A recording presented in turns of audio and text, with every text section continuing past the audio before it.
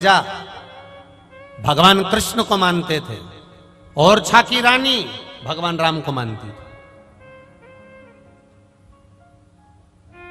श्री विठलनाथ जी ने,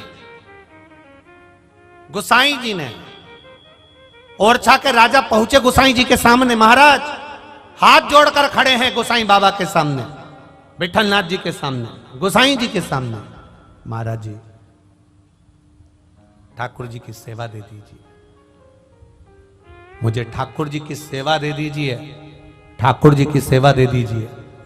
गोसाई जी ने कहा, महाराज तुम राजा हो, अगर ठाकुर जी की सेवा में लग जाओगे तो संसार की सेवा नहीं कर पाओगे, अपने राज्य की सेवा नहीं कर पाओगे। मैं आपको सेवा नहीं दे सकता, मैं आपके घर में ठाकुर जी विराजमान नहीं कर सकता। नहीं, मुझे ठाकुर जी की सेवा दे दीजिए, मुझे ठाकुर जी की सेवा दे दीजिए। बार बार हाथ जोड़ रहे हैं, बार बार निवेदन कर रहे हैं, बार बार निवेदन कर, मुझे ठाकुर जी की सेवा दे दो। और छा के राजा हाथ जोड़कर खड़े थे तो गोसाई जी ने कहा, मैं तुम्हें एक सेवा देता हूं, जो गले में तुलसी की माला पहनकर आए, मस्तक पर तिलक लगाकर आए, जो परम भगवदीय वैष्णव तुम्हारे यहां आए, तुम उसके चरण धोना और चरणामृत पीना। बस इतनी सेवा तुम्हें दे देता हूं, उससे तुम्हें ठाकुर जी मिल जाएंगे। इतनी सी सेवा?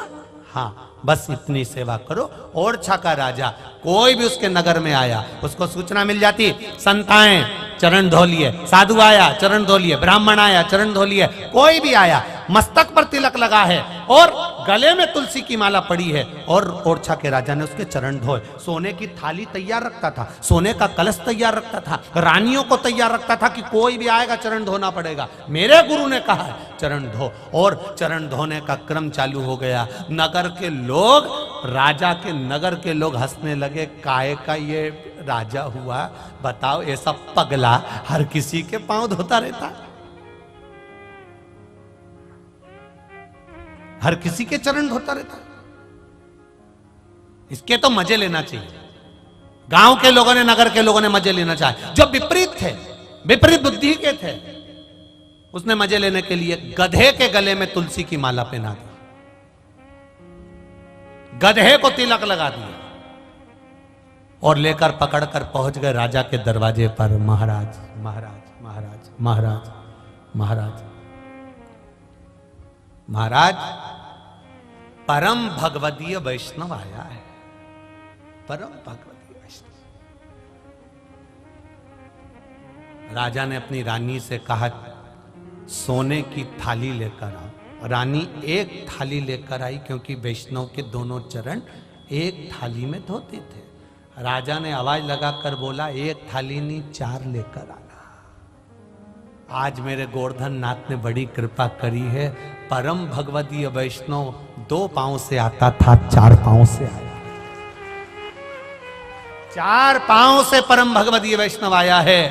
4 सोने की थाली लाई जाए, 4 कलश जल लाया जाए, गधे के पांव सोने की थाली में रखे, धोए और धोए चरण को, चरणों रख इकट्ठा करा, बस पीने ही वाला था। इतनी देर में उस गधे में से मेरा गोवर्धन नाथ प्रकट होकर दर्शन दे देता, मेरा ठाकुर, मेरा कृष्ण आकर दर्शन दे देता है कि तूने अपने गुरु का कहना माना। और गुरु ने कहा था, जो कंठी पहनकर आए, तुलसी की माला पहना हो, मस्तक पर तिलक लगा हो, उसके चरण धोकर चरणों तक लेना। तूने गुरु के वचन को निभाया, इसलिए मैंने तेरे गुरु के वचन को याद कर कर तुझे दर्शन दिया है। साधारण नहीं है।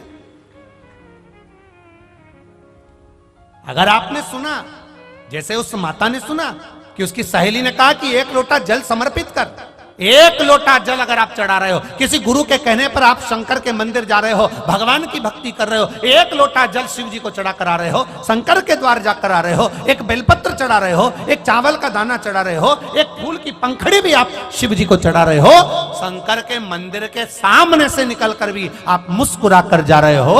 अगर इतना भी नहीं बनता तो शिव के शिखर का दर्शन कर रहे हो, तो भी तुम्हारे जीवन का कल्याण निश्चित है, उसमें कुछ भी विपरीतता नहीं।